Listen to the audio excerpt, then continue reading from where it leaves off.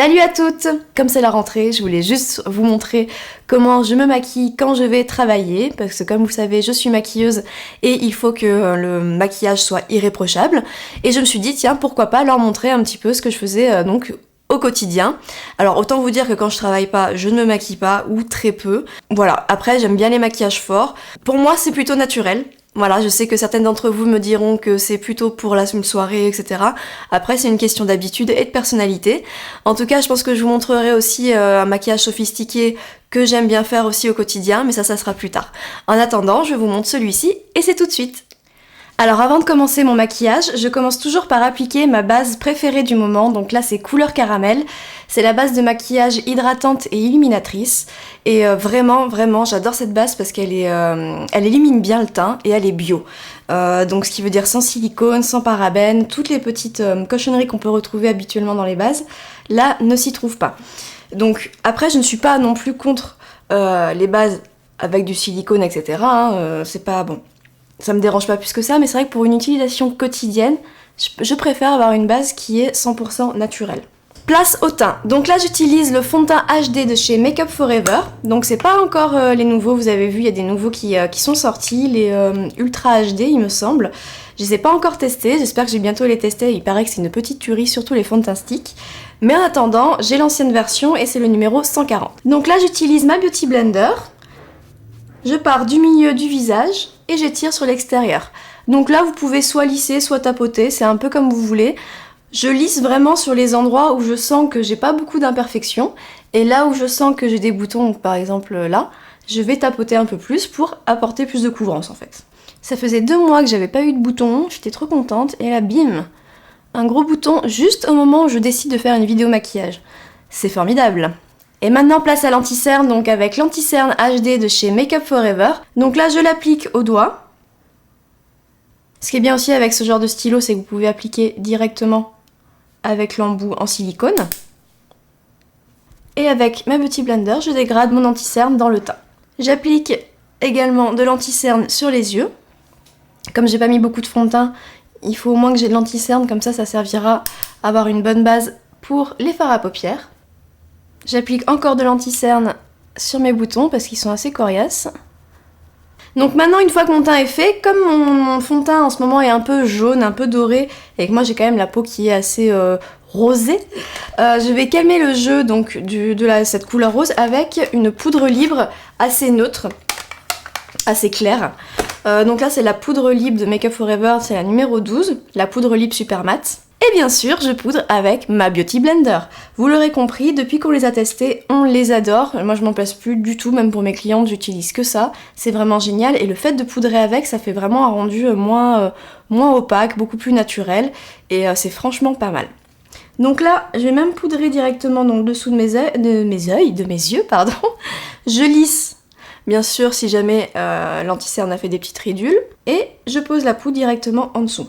Hop, je poudre bien aussi sur les boutons parce que là il faut que ça tienne, hein, forcément, avec tout ce que j'ai mis pour cacher. La zone T, la priorité aussi, la zone un peu plus grasse. Si vous avez la zone T qui est grasse, n'oubliez pas de mettre une base matifiante avant toute chose. Et ensuite je poudre le reste du teint. Donc tout simplement en tapotant en fait, il n'y a pas de difficulté pour appliquer la poudre sur les yeux. Et après j'enlève l'excédent, bien sûr, de poudre si besoin.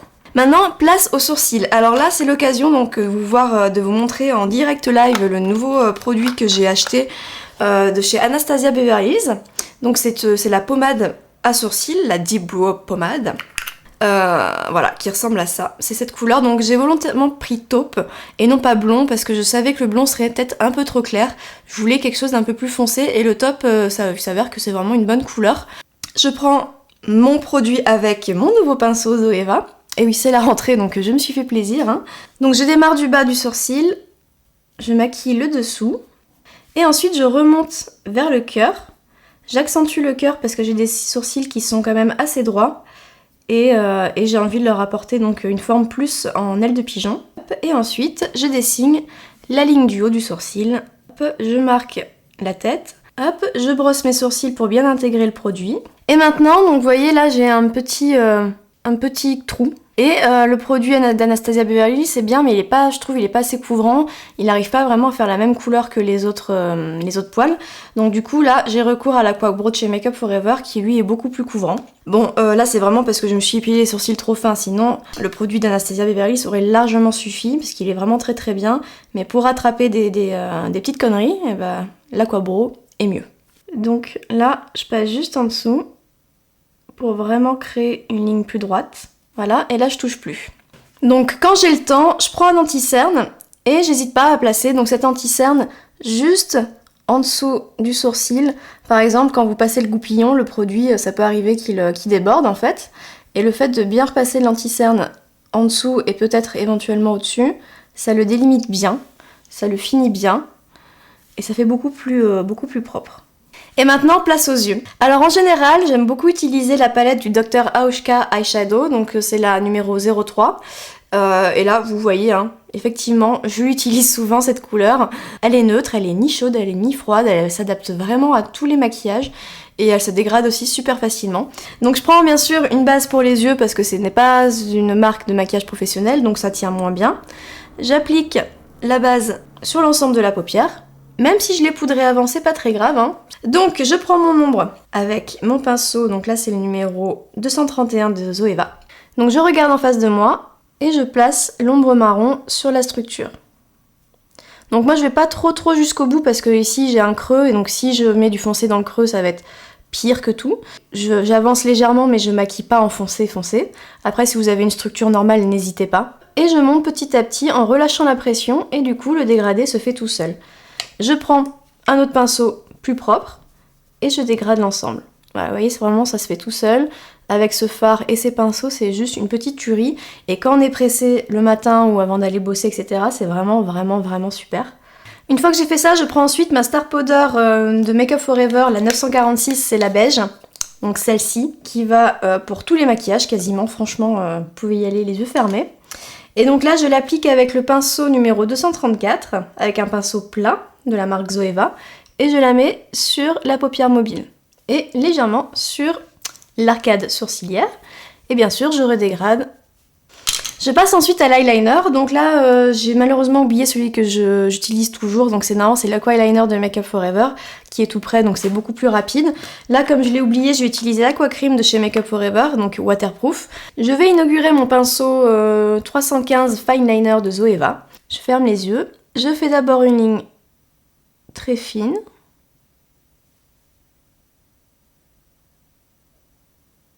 Et ensuite, je regarde bien en face de moi et je crée la direction de mon eyeliner que je veux étirer. Une fois que j'ai fait ma direction, je pars en fait de ma rubiquette, donc d'ici à peu près, et je vais revenir dans le sens inverse pour créer ma forme. Là en fait, maintenant j'ai juste à remplir l'eyeliner pour qu'il soit bien noir et après bien finir la forme en plein et délié, que ce soit joli, qu'il y ait un joli mouvement en fait avec l'œil. Alors résultat des courses, je valide ce pinceau à 110%. C'est de la balle, c'est de la bombe.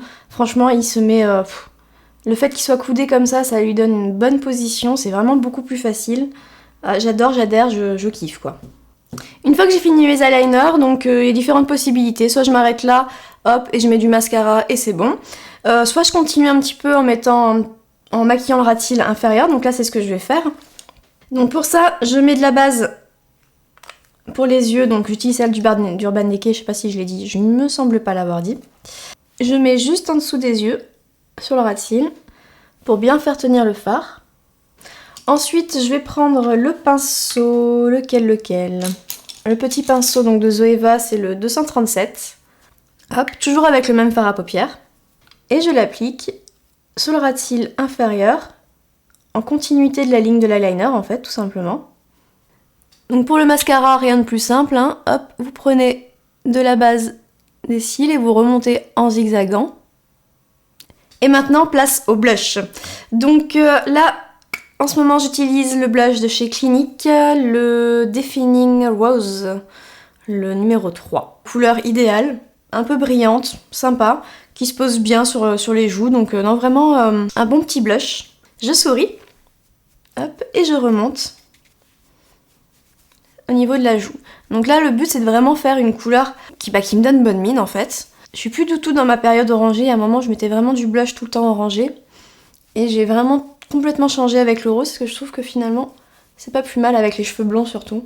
Et après, suivant si je trouve que j'ai pas très bonne mine ou que j'ai envie de creuser un petit peu, j'utilise la poudre bronzante qu'Alicia m'a offerte, Caresse d'été de My Little Beauty, parce qu'elle avait déjà reçu l'année précédente.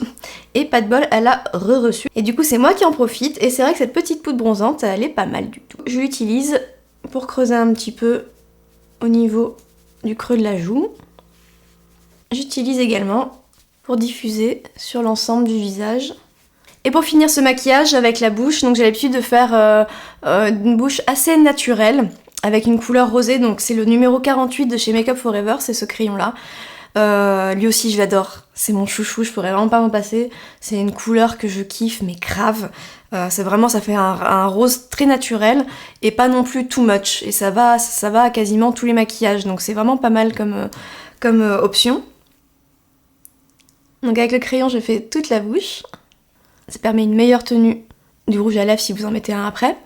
Et surtout, alors si vous avez des peaux sèches au niveau sur les lèvres, n'oubliez pas de mettre du baume avant, ça c'est obligatoire aussi. Hein. Si vraiment vous sentez que vous avez les lèvres sèches et que vous voulez mettre un crayon après, surtout mettez un baume parce qu'après c'est vraiment horrible d'avoir des petites peaux mortes avec de la couleur dessus, c'est vraiment pas terrible. Et voilà pour la bouche, donc moi je mets vraiment que le crayon en général, je mets pas de rouge à lèvres, je mets rien d'autre par dessus, le crayon me satisfait largement. Et voilà, ce maquillage spécial à rentrée est maintenant terminé. J'espère que ça vous a plu. Maintenant, vous savez tous des produits que j'adore utiliser au quotidien. J'espère que certains d'entre eux vous intéresseront ou que vous aurez d'autres produits à me conseiller éventuellement. En attendant, je vous embrasse et je vous dis à très bientôt. Bye bye!